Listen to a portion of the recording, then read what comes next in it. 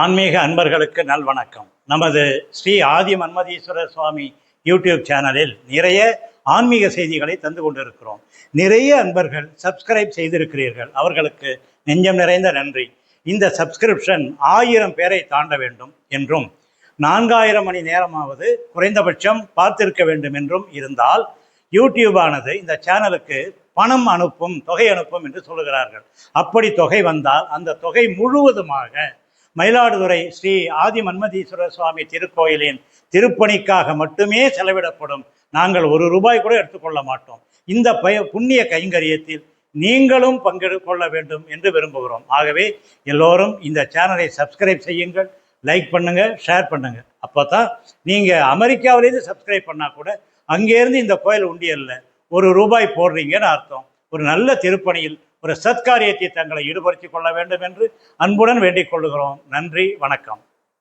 இன்றைய காணொளியில் நமது முன்வினை பாவங்கள் முற்றிலுமாக அழியவும், புதிதாக பாவம் செய்யாமல் இருக்கவும் புனர்ஜனனி எப்படி செயல்படுகிறது என்பதை தெரிந்து கொள்ள இருக்கிறோம். புனர்ஜனனி என்பது என்ன? வாருங்கள் தெரிந்து கொள்வோம். என்ன மணி, இன்னும் வெளியில கிளம்புற மாதிரி தெரியுது பார்த்தாக்க? ஆமாங்க, நம்ம மாரியம்மன் கோயில்ல ஒரு சாமியார் வராராம். ஓஹோ, அவரை பார்க்க போறேன். சாமியார் பார்க்க போறீங்களா? பார்த்தா சாமியார் பார்க்க போற மாதிரி தெரியல, ஏதோ கல்யாணத்துக்கு போற மாதிரில இருக்கு, ஆடம்பரமா.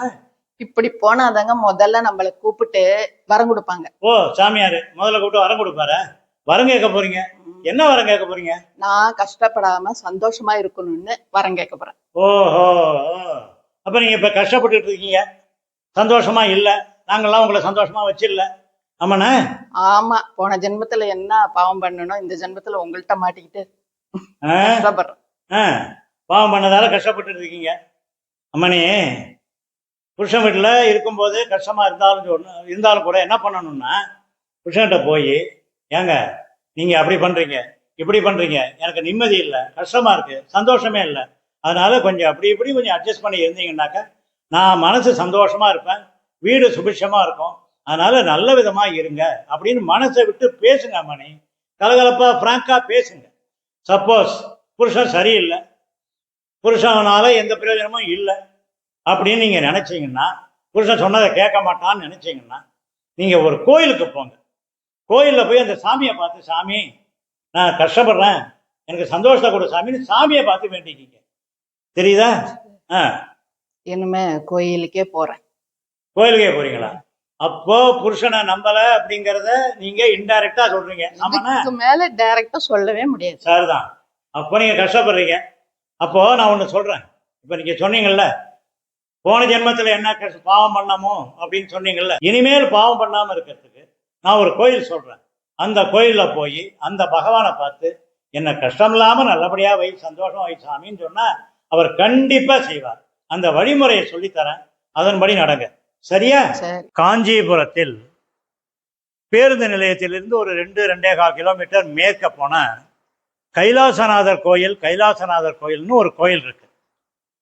இந்த கோயில் ஒரு தேவார வைப்புத்தலம். இந்த காஞ்சி கைலாசநாதர் கோயிலானது 1300 ஆண்டுகளுக்கு முன்பாக நரசிம்ம பல்லவன், 2வது நரசிம்ம பல்லவன் என்று அழைக்கப்படுகின்ற ராஜசிம்மன் என்பவனால் கட்டப்பட்டது. இதுல மையத்துல கோயில் கருவறை இருக்கும், சுத்தீரும் ஒரு 67 சிறிய கோயில்கள் இருக்கும். இந்த 67 சிறிய கோயில்களும் கைலாசநாதர் கர்ப்பகிரகம் எல்லாவற்றிற்கும் மேலே விமானம் இருக்கும்.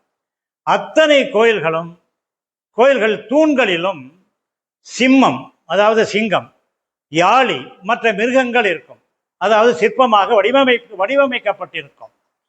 எந்த கல் அப்படின்னு சொன்னா, பிண்டி அப்படிங்கிற ஒரு மணல் கருங்கல், ஒரு ஸ்பெஷலானது. அந்த கருங்கல்லால் சிற்பங்கள் வடிவமைக்கப்பட்டிருக்கும். இதுல ஒரு முக்கியமான பாயிண்ட் சொல்றேன், நினைவு வச்சுக்கோங்க.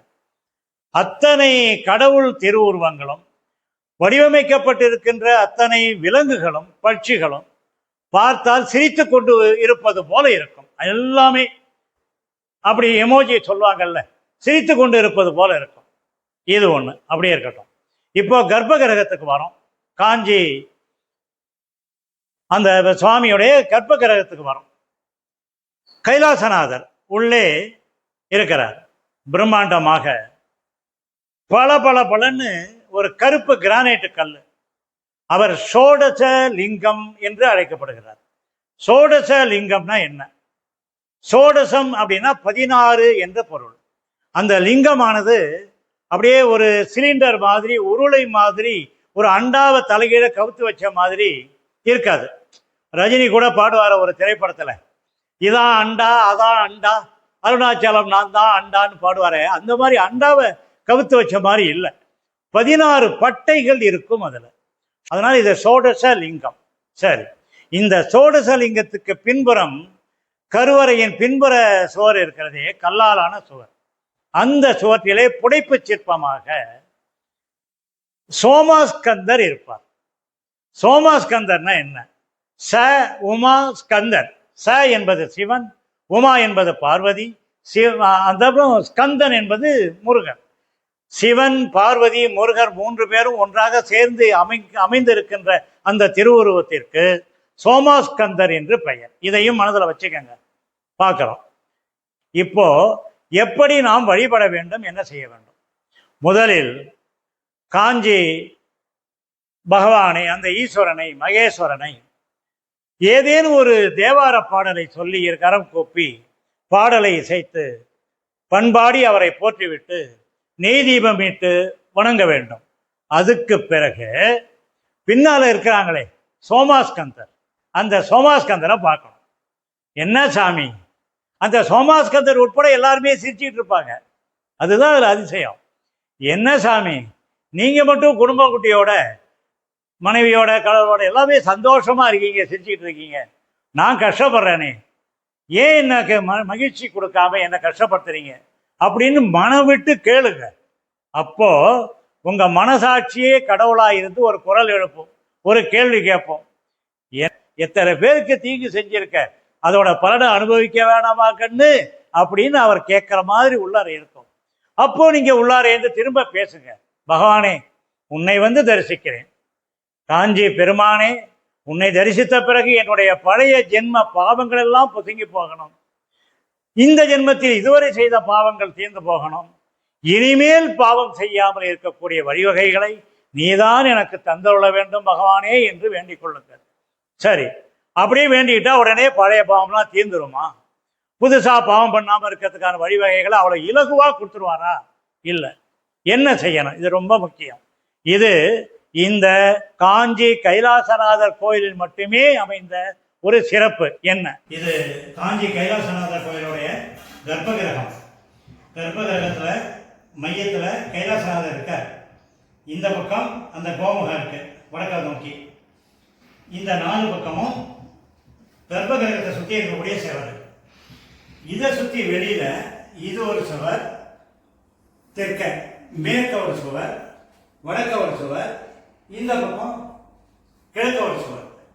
கைலாசநாதரை வணங்குறோம், நம்மளுடைய இடகை பக்கம் போகிறோம். இந்த இடத்துல ஒரு 2க்கு 2 ஒரு பொந்து இருக்கு, ஒரு நுழைவாயில். அதுக்கு தான் மரண வாயில் அப்படின்னு பேர். இந்த பக்கம் கருங்கல் கொஞ்சம் உடைப்பா இருக்கும். அதை பிடிச்சி ஒரு எம்பி தான் இது உள்ளார நம்ம நுழையணும். அப்படியே போக முடியாது. பிடிச்சி அப்படி எம்பரம் உள்ள போகிறோம். உள்ள போய், அதாவது தலையை தான் உள்ள விடணும், கையை உள்ள விட்டு அப்படியே மெதுவாக உள்ளர போயாச்சு. 2-3 படி இருக்கும், இறங்கணும். அதுக்கு பிறகு நிமிர்ந்து நடக்க முடியாது. எப்படி இருக்கும்னா குனிஞ்சே தான் போகணும், தவழ்ந்துட்டு தான் போகணும். அப்படியே குனிஞ்சு கிழக்கேந்து மேற்க போகிறோம், தவழ்ந்து கிழக்கேந்து மேற்க போகிறோம். அப்புறம் வலது கை பக்கமாக திரும்பி தெற்கேந்து வடக்கு நோக்கி போகிறோம் ஒரு 10 அடி. அப்படி போகும்போது நாம் கட்டியிருக்கிற வேஷ்டி, உடவை இதெல்லாம் காலில் சிக்கிக்கும், நவர முடியாது. நவர முடியாதுன்னா நம்மளால் நவர முடியாதுன்னா மூச்சு தினம் கஷ்டமாக இருக்கும். ஆகா, தெரியாமல் வந்து மாட்டிக்கிட்டமே, இப்படி வந்திருக்கப்படாதே அப்படின்னு நினச்சிட்டு சமயத்தில் திடீர்னு கொசு கிடைக்கும். அதை போய் அடிச்சுட்டு இது வேற அப்படின்னா சொல்லக்கூடாது. பார்க்குறோம், அம்மா மாட்டிக்கிட்டோமே, என்ன செய்யறது தவிக்கிற நேரத்தில் நல்ல வேலையாக இடதுகை பக்கமாக ஒரு பாதை இருக்கு. அப்பா, இதோடய நம்ம வெளியில் போனால் போதுண்டா சாமி, எந்த பாவமும் தொகைய வேண்டாம் அப்படின்னு அப்படியே எழுந்திரிக்கிறோம். எழுந்திரிச்சு இந்த இடத்துல நம்ம நேராக எழுந்திரிக்கலாம். எழுந்திரிச்சு அப்படியே மேற்கு பக்கமாக போய் நடந்தே போய் அம்மா வந்தாச்சு அப்படின்னு பிரதட்சணமாக நடந்து வந்து அப்படியே வந்து பகவானை பார்த்து கும்பிட்டுட்டு வெளிப்பக்கம் நாம் வெளில போயிடலாம். இது ஒன்று. இப்போ ரெண்டாவது வழிமுறை, சரியான வழிமுறையை சொல்கிறேன். காஞ்சி கைலாசநாதரை வணங்குறோம், இடதுகை பக்கம் வரோம், மரண வாயில் இருக்கு, உள்ளார நுழையிறோம், எம்பி உள்ளார நுழையிறோம். உள்ளே நுழைஞ்ச உடனே குனிஞ்சிடுறோம், குனிஞ்சு தான் போக முடியும். வேஷ்டியோ புடவையோ கொஞ்சம் நல்லா அப்படி இழுத்து விட்டுக்கிறோம். ஓம் நம சிவாய, ஓம் நம சிவாய, ஓம் நம சிவாய. 5 எழுத்து மந்திரத்தை தவிர வேற எந்த நினைவு இருக்கக்கூடாது. ஓம் நம சிவாய. கிழக்கேந்து மேற்க போகிறோம், அப்படியே திரும்பி தெற்கேந்து வடக்க போகிறோம். ஓம் நம சிவாய, ஓம் நம சிவாய, ஓம் நம சிவாய, ஓம் நம சிவாய, ஓம் நம சிவாய. இப்போ மேற்கேந்து கிழக்க போகிறோம், அப்படியே திரும்புகிறோம் வலகை பக்கம். ஓம் நம சிவாய. அங்கேயாவது குனிஞ்சிட்டு வந்தோம். இந்த பாதையில் குனிய முடியாது, குறுகலான பாதை, ரொம்ப குறுகலாக இருக்கும், கஷ்டமாக இருக்கும், ரொம்ப கஷ்டமாக தான் இருக்கும். அப்போ நம்ம என்ன பண்ணணும், கொஞ்சம் ஒரு கழிச்சுக்கணும், காலை நீட்டிக்கணும், அப்படி நீட்டிக்கணும், கொஞ்சம் ஒரு கழிச்சு அப்போ நகரணும். இப்படியே நகரணும், குழந்தை வெளியில் வர மாதிரி. இப்படி நகர்ந்தாதான் வெளியில் வர முடியும். அதனால் நம்ம வயிறு முட்டை சாப்பிட்டு வரக்கூடாது, வயிறு முட்டை சாப்பிடவும் கூடாது. கோயிலுக்கு வரோம் இல்லையா, ஆச்சாரமாக இருக்கணும். ஓம் நம சிவாய், ஓம் நம சிவாய், ஓம் நம சிவாய், ஓம் நம சிவாய், ஓம் நம சிவாய். ஜனன வாயில் வழியா இப்போ வெளியில் வந்துட்டோம். இப்போ உள்ள வர்ற பாதை இருக்கு பார்த்தீங்களா, அந்த பாதைக்கு மரண வாயில் என்று பெயர். சுத்தி வந்து வெளியில வர்றமே அந்த பாதைக்கு ஜனன வாயில் என்று பெயர். மரண வாயில் வழியாக உள்ளே நுழைந்து ஜனன வாயில் வழியாக வெளியில் வருகிறோம். இதற்கு புனர்ஜனனி என்று பெயர். புனர்ஜன்மம் அப்படின்னு சொன்னால் மறுபிறவி, ரீஇன்கார்னேஷன் அப்படின்னு பேர். மறுபிறவி, அதாவது இப்போ இன்னொரு தடவை நம்ம பிறந்திருக்கோம்னு அர்த்தம். ஏற்கனவே பிறந்தோம், அப்போ ஒரு ஜாதகம் கணிச்சிருப்பாங்க, அந்த ஜாதகத்துக்கு தகுந்த மாதிரியான பலன்களை நாம் அனுபவித்து வருகிறோம். ஆனால் அந்த ஜாதக பலன்களின் பிரகாரம் நாம் பல கஷ்டங்களை சந்திக்க வேண்டி இருக்கிறது, துன்பப்பட வேண்டி இருக்கிறது, மனதில் சந்தோஷம் இல்லை. இப்பொழுது காஞ்சி கைலாசநாதரை வந்து வணங்கி இந்த புனர்ஜனனி வழியாக வெளியில் வந்து விட்டோம். அப்போ அதோடு மட்டும் இல்லை, அந்த ஜனன வாயில் வழியா வரும்போது ரொம்ப குறுகலா, எப்படி தாயின் கருவறையில் இருந்து குழந்தை மிகவும் சிரமப்பட்டு கஷ்டப்பட்டு வெளியில் வருகிறதோ அது மாதிரி தான் நம்ம வெளியில வர்றோம். 1300 ஆண்டுகளுக்கு முன்பாகவே இதை தாயின் கருவறையிலிருந்து ஒரு குழந்தை பிறந்து வருவது போல அமைத்திருக்கிறான் இந்த ராஜசிம்ம பல்லவன்.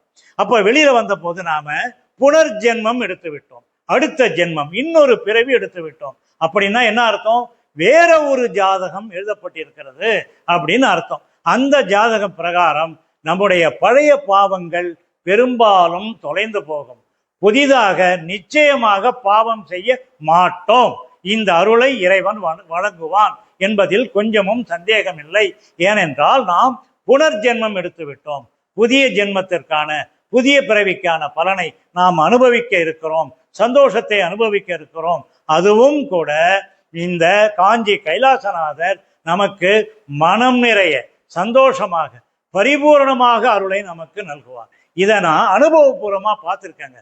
உங்களுக்கு ஒன்று சொல்கிறேன். எனக்கு மிக மிக மிக நெருங்கிய உறவினர் ஒருவர், அவருடைய பையன் திருமணத்தில் ஜாதகத்தில் பார்க்கும்போது நிறைய தோஷங்கள், தடைகள், என்னென்னமோ இருக்குது. என்ன செய்யறதுன்னு தெரியாமல் தவிக்கிறார். ஆனால் அவர் அறியாமல் ஒரு தடவை காஞ்சிபுரம் இந்த கைலாசநாதர் கோயிலுக்கு போகிறார். அவர் அறியாமலேயே உள்ளே போய் புனர்ஜனனி வழியாக வெளியில் வந்துட்டார். அடுத்த ஒரு வாரத்தில் அந்த பையனுக்கு நிச்சயதார்த்தம், அடுத்த சில மாதங்களில் திருமணம், அடுத்த 10வது மாதத்தில் குழந்தை பிறக்கிறது. ஜம்முன்னு சௌக்கியமா மகிழ்ச்சியா இருக்கிறாங்க.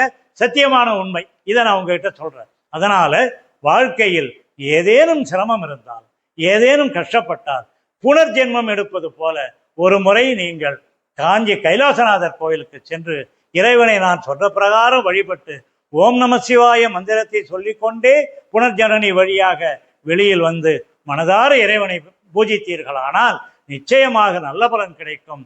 வாழ்க்கையில் புதிய அத்தியாயம் தொடங்கும், சந்தோஷம் நிலைக்கும், வாழ்வாங்கு வாழ்வோம் என்று சொல்லி நன்றியோடு விடைபெறுகிறேன். வணக்கம்.